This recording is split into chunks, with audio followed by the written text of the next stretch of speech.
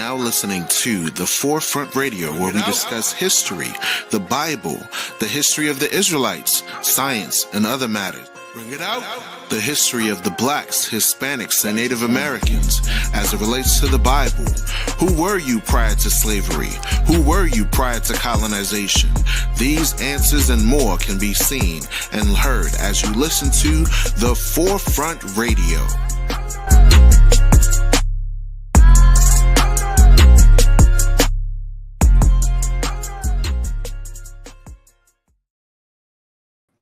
Shalom, shalom. Welcome back to another exciting episode of The Forefront Radio. Y'all do me a huge favor. If you're new to this channel, make sure you click the subscribe button. Click it right now before you forget. We need to get to at least 1,000 so that way we can start monetizing this account. We appreciate all the listeners. And also right at the bottom, notice it says we have a donation portal. Contribute to our efforts to teach Black history throughout the world without the censorship. All right. Appreciate y'all all. Appreciate y'all all. So we're going to get into another exciting discussion today, y'all. And I hope this thing is rewarding for you. I really hope that you enjoy the conversation that we're going to have today, because we're going to get into the nitty gritty of some things, y'all. Welcome once again to the Forefront Radio, where we uncover the hidden histories, the suppressed stories, the prophetic truth for the 12 tribes of Israel across the earth. Across the earth. Today's topic we're going to get into is going into something that's very interesting. We're going to dive deep into the roots of the island of Haiti, known in the colonial era as Saint-Domingue. Saint-Domingue. Very important to understand this information, because this information, they're not going to cover it with you in history class at all. At all. So, on the Forefront Radio, we like to go to news. We like to go to commentary and analysis on various things that impact the community. And today we're going to touch on the island of Haiti. Very exciting, y'all. We're going to touch on the island of Haiti, and we're going to get into the tribes brought to Saint-Domingue. That's right. We're going to get into the tribes that are brought in Saint-Domingue, the different African tribes that were brought through captivity. But this isn't just about history, y'all. It's about prophecy. It's about identity. It's about the truth they don't want you to know. During the height of the transatlantic war against our ancestors, over 800,000 Afro-Hebraic people were brought to the island of Hispaniola by the French, most of them to Saint-Domingue, modern-day Haiti. But these weren't just nameless captives. They came from powerful nations and tribes across West and Central Africa. So let's name a few of these tribes that were taken from West and Central Africa. Nago, or the Yoruba, from Nigeria. Ibo, or Igbo, from southern or southeastern Nigeria. In the Congo region, you have from Angola and from the Congo Basin. You have the Macau tribe from Mozambique.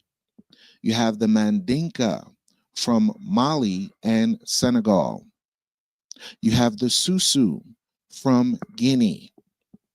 You have the Aija, Mina, and Fawn tribes from Benin and Togo. You have the Fanti off the Gold Coast peoples from Ghana. You have Wolof and Bambara from Senegal and Mali and the Senegambians. The tribes didn't just bring bodies. They brought culture. They brought history. They brought various things, language, spiritual systems, and divine memory. Now, listen closely. We're going to now touch on the Israelite parallels in African tribes. That's right. We're going to touch on the Israelite parallels in African tribes. Many of these tribes carry traditions straight out of the Bible, y'all. I'm telling you. Let's break it down. The Yoruba, also known as the Nago, had priesthoods. That's right, folks. They had priesthoods, just like the Bible. They had purification rituals and believed in one almighty creator, Oludumare, echoing the Most High of Israel. Now, the Igbo people, still to this day, many call themselves Hebrews. They circumcised their sons on the 8th day, just like the Bible says. They observe dietary laws, just like the Bible says. And the name of for God is Chukwa, which parallels the Hebrew El Shaddai. Shukwa Shaddai. Shukwa Shaddai. Now, the Fon Ewe of Benin carried temple rites, sacrifices, and sacred festivals, just like you're reading in the Bible, y'all. Sacred festivals, aka feast days. Does this sound familiar? That's Levitical, y'all. That's Levitical. You can literally read different festivals in Leviticus 23 that parallels the traditions of the Ewe and Fon tribes of Benin and the kingdom of Dahomey or Judah. Watch this. The Congo people honored Nzambi Mpunga, a most high deity. Their burial and purification rites mirror the book of Exodus, y'all, and Leviticus. Now, the Mandinka, Susa, and Wolof had oral traditions. Speaking of migration from the east, a connection to a divine covenant, just like the Israelites. These weren't just primitive practices, y'all. These were prophetic remnants of a people once chosen, now scattered.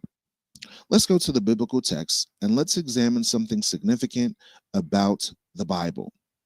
Let's go to the book of Deuteronomy, chapter 28, and let's read verse 64.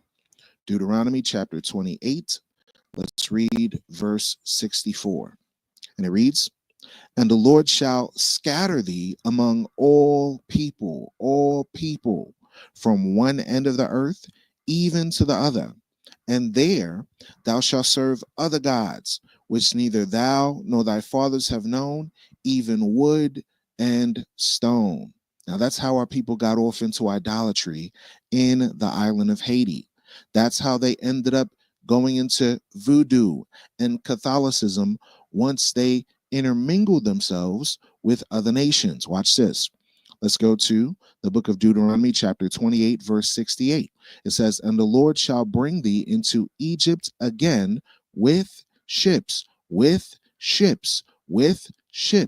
by the way whereof I spake unto thee, thou shalt see it no more again." How many descendants that were taken to the shores of Saint-Domingue on ships, how many of them went back to the continent of Africa? Very few. They are still scattered. They are still displaced in all places of the earth. If you examine the Haitian diaspora, there's a large group of Haitians scattered in various places throughout the Caribbean island, throughout North America, throughout Central America, throughout France, throughout Europe. But many of them never returned back to their homeland. Very important to understand this, y'all. Very important to understand the parallels between the Israelites and African tribes. The prophecy was fulfilled on the shores of Saint-Domingue, also known as Haiti. Now, Haitian resistance, a biblical echo. Let's get into that for a moment. Haitian resistance, a biblical echo. Because many people think that there's no parallels between the history of the Bible and what we see going on with our people held in captivity. When the Haitian Revolution began, it wasn't just political, it was spiritual. Leaders like Dutty Bookman called upon the Most High in solemn prayer. The enslaved rose up like ancient Israel in Egypt, crying out, "Let my people go! Let my people go! Let my people go!" They fought and they won. The first successful slave revolt in the Western Hemisphere in modern history. Very significant. They want to hide this history from us, y'all. Like Moses leading our people out of bondage, the spirit of deliverance was alive in Haiti. The traditions preserved by these tribes include what? Sabbath rest, ancestral blessings, visions, and prophecy are the DNA of the lost tribes of Yasharal. Now watch this. Let's go to First Maccabees chapter 2, and let's read what our ancestors said when they fought against the Gentiles. Let's read verse 47. It says, "They pursued also after the proud men, and the work prospered in their hand. So they recovered the law out of the hand of the Gentiles and out of the hand of kings. Neither suffered they the sinner to triumph.